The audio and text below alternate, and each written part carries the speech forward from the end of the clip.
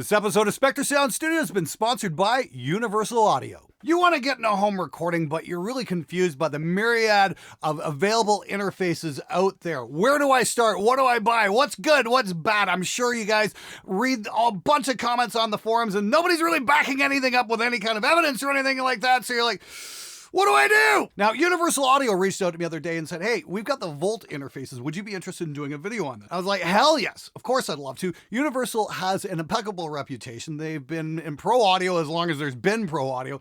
And their 1176 compressor is absolutely legendary. It's wound up on pretty much every record you probably have in your collection, and for good reason. It sounds great. Now, Universal has some wonderful stuff in their Apollo range.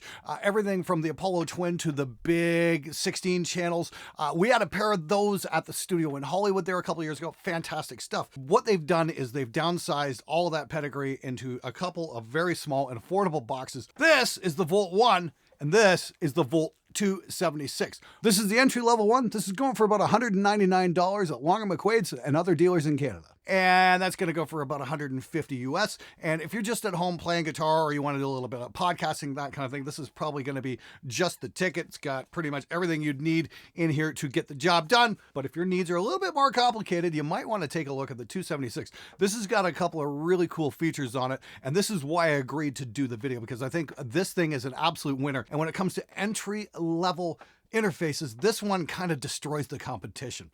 Let me explain why. One of the most mystifying things for new audio engineers is getting their heads around compression. What exactly does it do? How does it work? Why do I need it? And what the hell are threshold, attack, release, and ratio all about and for? Those are controls that were designed by radio engineers and for broadcasting, and they haven't really translated it well into the whole realm of modern music production, even though compressors can be very musical. What a compressor does is basically turns down the loud parts of your signal and turns up the soft parts in the signal, so your sound isn't really loud and really quiet. It kind of evens things out a little bit. It's kind of like a very, very fast volume control, and it's set automatically. And I use a live compressor when I'm tracking my voice into the computer. I use it on every single episode I've ever done here on YouTube because I tend to get a bit shouty. If I tap on the mic here, you can actually see it clamping down.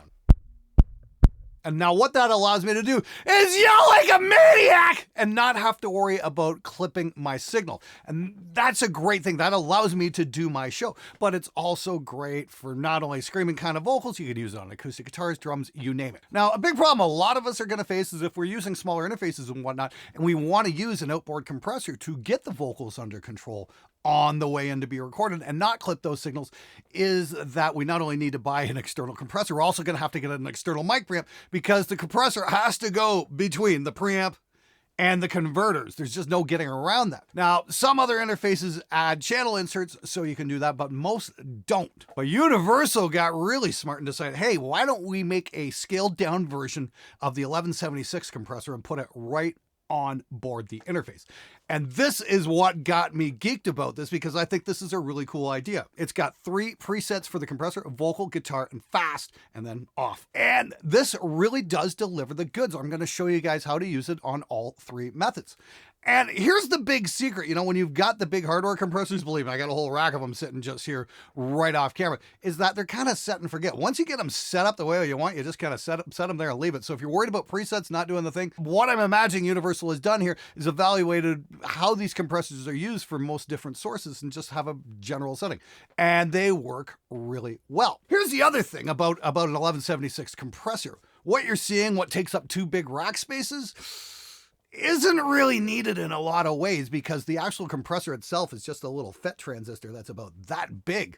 And everything around it in that rack unit is all the control system. It's the knobs, it's the switches, the relays, and all that kind of stuff to get the analog signal in and out of that little FET transistor. This is just speculation on my end, and what I'm thinking they did here is they probably put those FETs right into the board here, but they've got a digital control system around it that you can manipulate by these buttons. But I gotta say, this thing is absolutely fantastic. I'm really blown away by what you can do with it, not only on tracking on the way in on vocals and guitar, but you can even use this as an outboard compressor. Now, I doubt Universal had the 276 in mind when it comes to outboard, but hey, That's what gear is for, is learning how to work with it in ways that might not have been intended. You just might be surprised what happens. I'm gonna have that coming up a little bit later in the video. So what I got here is the Volt 1. It's a single mic preamp slash DI, and it's just a bare bones solution. But what's cool is it's got, you know, your stereo outs plus a MIDI in and out if you want to control an external MIDI device, and will allow for monitoring through your software as well as real-time monitoring. That's all switchable.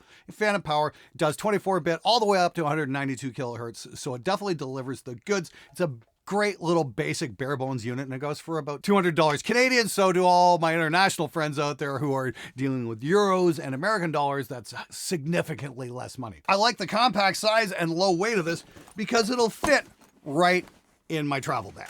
Now for me, my choice would be this, the 276 for an entry level, because it's got those built-in onboard compressors. And this sounds absolutely phenomenal on acoustic guitar. I'm going to show you guys what that's all about in a few minutes. I spent the last couple days tracking with this and I was pretty blown away. For vocals, I don't really care for the vintage mode so much because it gets a little saturated, but wow, does it ever smooth out an acoustic in a very pleasing way. Once again, this just fits right in the travel bag and it's very low weight. I'll say what's really great about this, both units will work off USB bus power. So if you want to do some field recording, say you want to do some Foley work or some sound effects or that kind of thing, and you want to go somewhere and get some sound effects, or if you're doing, say, dialogue recording on a film set or whatnot, you can literally set Reaper or something up on a little MacBook Air like this because the battery lasts forever, and bring this guy along. And you don't need any external power. You're set. So this will work in a remote location. I gotta mention that the installation onto the new Mac Studio went great for both the 276 and the Volt 1 using the included Universal Audio software. It went great. And you get all this free software included along with the hardware. So that's pretty cool.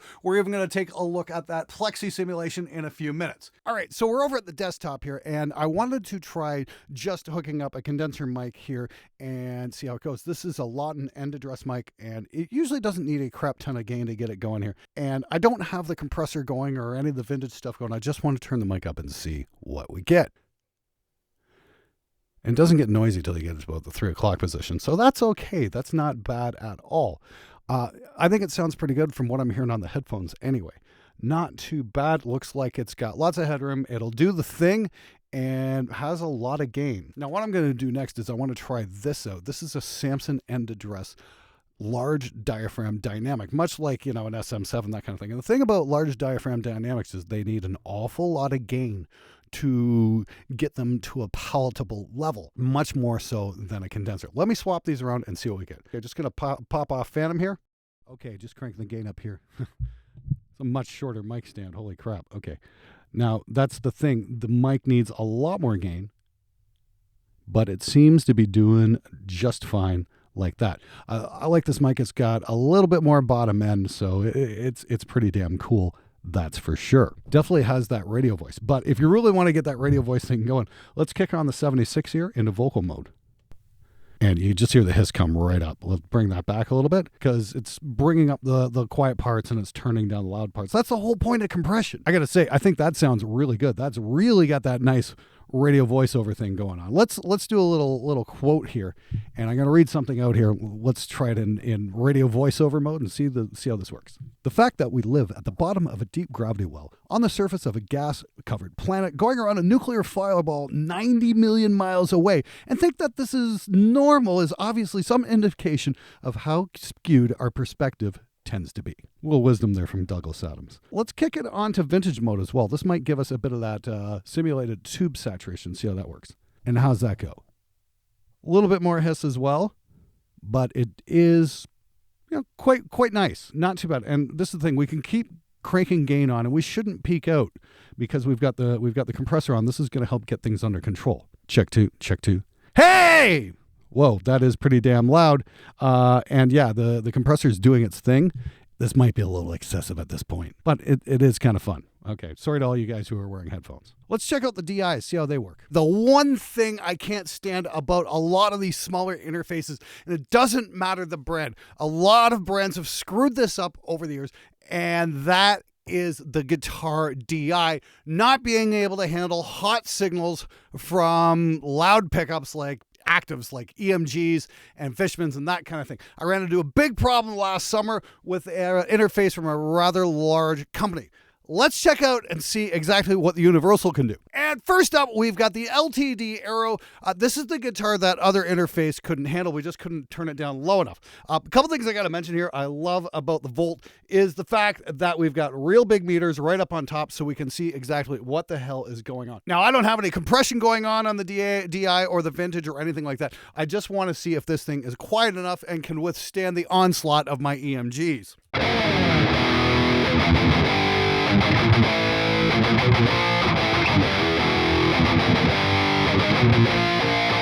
Oh, hell yes. That's what I'm talking about. I got this down all the way and I am picking hard. It looks like I got about 6 dBs of headroom here.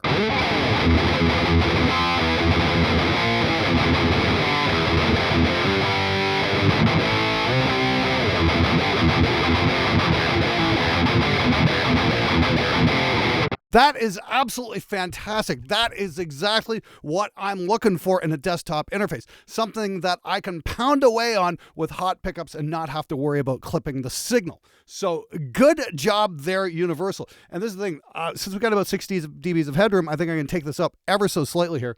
Let's put it about the 9 o'clock position, see what we get. Okay, that's peaking out. It's not only peaking out on the dot, we can see it on the meter there as well. Just a little bit. So we can just bring that back a hair. That's about negative 3 dBs of headroom there. Bring that up ever so slightly.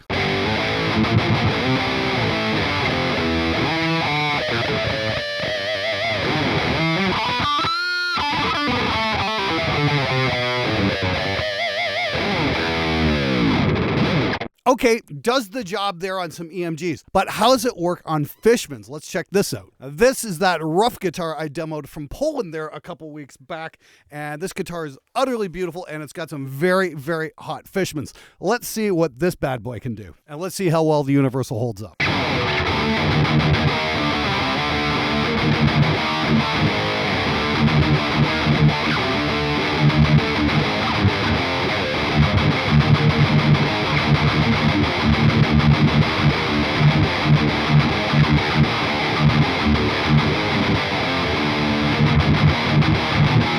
Now that seems to really do the job extremely well. I'm very, very impressed there, Universal.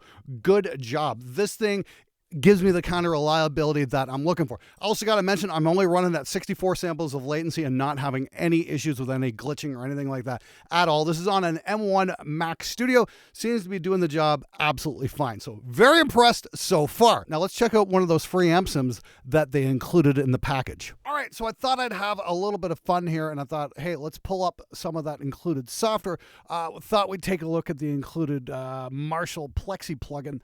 Thought, all right, this might be kind of fun. Got a much lower output guitar hooked up this time. As you can see, I've really got to crank the gain up on this guy just to get it anywhere near the reds here. Check it out.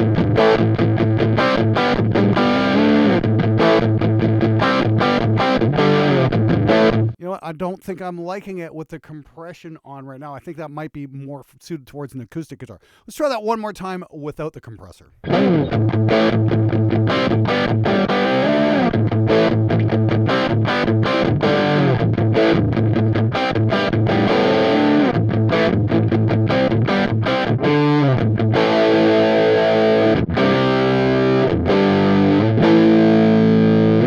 That's got that old school late 70s or early 80s metal thing going on quite well. Does the job. I gotta say, I do kind of prefer the more saturated stuff, but it is cool that they included this in case you want to get that old school thing happening. Very cool indeed. Anyway, next up, let's try out an acoustic guitar with a very nice tube mic, and we're going to use the OUTBOARD 76 in guitar mode, see how it handles the peaks.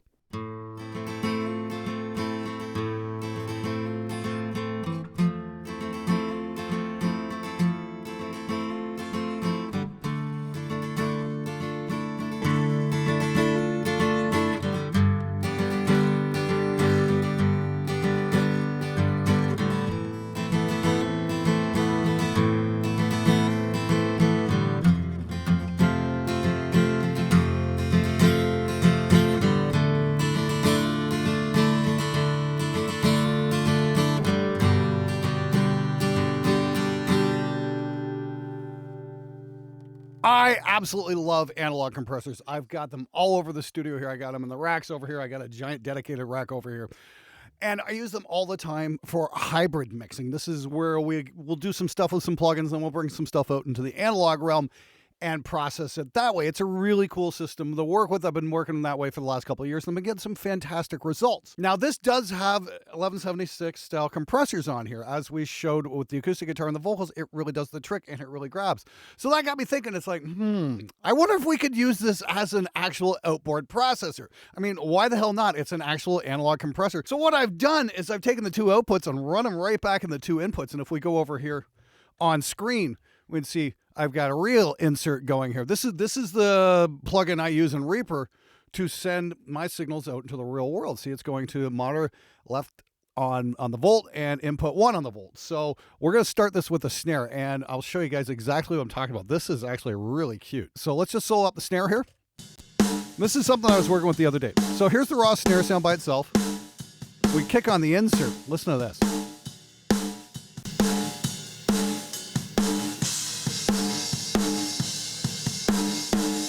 It's just Smack City. Put that in the mix.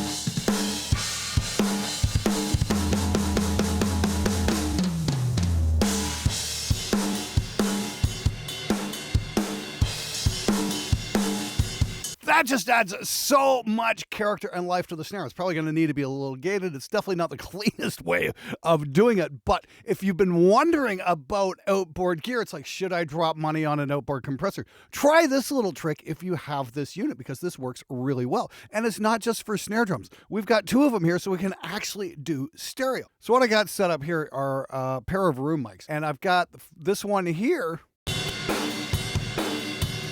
That's going out to a couple of hardware effect compressors that like take up 4 rack spaces. And they're beautiful, they're gorgeous, they do the thing really, really well. What I've got set up here now is for a stereo going through the volt. And let's check that out. I've got this one soloed up here. I'm just going to activate that. Here we go. Maybe take one side down a little bit. And that's the thing, I just balance this out. So all I'm doing is I'm driving the compressor by using the output from here and then back in. Again, we look on the RIA insert. We've got monitor left and right going to input 1 and 2 on the volt. That's all there is to it. Turn it off. That's our raw room mic. That's just instant character for the whole kit.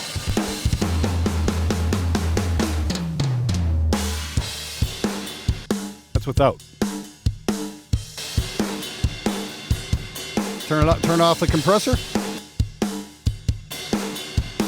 That just adds so much depth and character to your drums. So again, if you're really wondering if you should drop money on a hardware compressor, try hooking up your volt like this and see what you get. You just might like the results. Next up, we're going to take a real quick look at the Volt 1 here. I've got my desktop mic plugged in, and it seems to be delivering the goods in terms of volume monitoring and all that kind of stuff. I'm running actually through Reaper right now at only 64 samples of latency.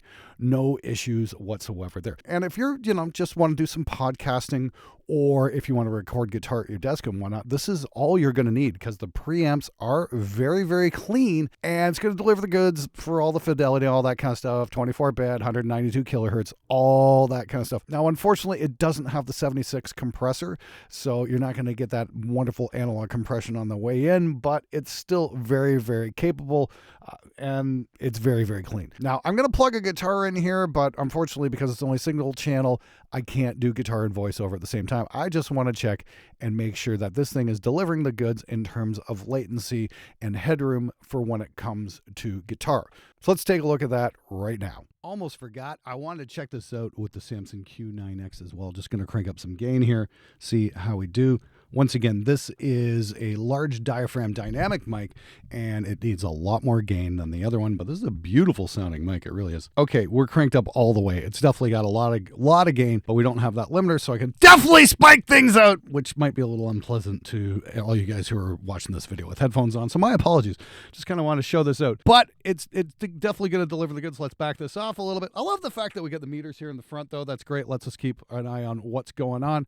This seems to do the job right about here. Yeah, about the 3 o'clock position. Tons of gain, lots of headroom. This is exactly what we're looking for. And this is why we want to record with a high bit depth like 24 bits, because that puts our noise floor way lower and we can work with a super dynamic signal and then compress after the fact for this kind of single channel solution. But in the case of the 276, you can bet I would definitely have it on the vocal preset on the way in and just save myself a whole lot of work down the road. All right, let's try out that guitar DI. Okay, so I'm using the on-camera mic right now because I've only got one channel to go in here. So desktop mic is out of the question, but I've got the Rafane guitar here plugged into the instrument input on the Volt, and it seems to be giving me tons of headroom. I've got at least 4 or 5 dBs here, like no problem, and I'm chugging hard. And this guitar has got very, very hot pickups.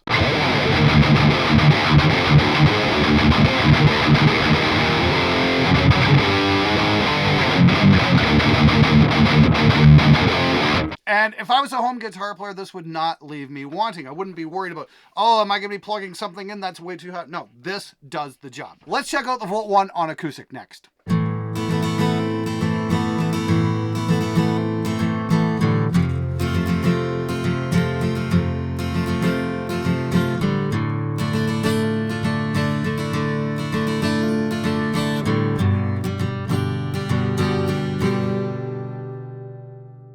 All right, so that's my take on the Universal Audio Volt interfaces. Gotta say, if I had to choose between the two, I probably would go with the 276, just not only for the fact that it's a great little system, the drivers are solid and all that, the onboard compressors really do it for me, and the fact that we can actually abuse these things and use them as, you know, like really aggressive outboard is kind of neat. Also love the fact that they're bus powered and, you know, the clutter is minimum. If I had some field recording to do, I'd be bringing this guy along, mostly because of the onboard compressors, because wow, that is just a real treat. I love the onboard metering. Yeah, this is just a very solid piece of kit. Now, if you're in Canada, you can get these at your local Long McQuaid or other Universal Audio dealers across the country. This guy here is going for about 199 Canadian. This one's going for about 400 Canadian. For the rest of the world, that's not a whole lot of money. Check your local currency conversion to see what that's all about. I'll have links for everything in the description below. And if you want to learn a little bit more about how compression works, please check out this video here called How to Use a Compressor.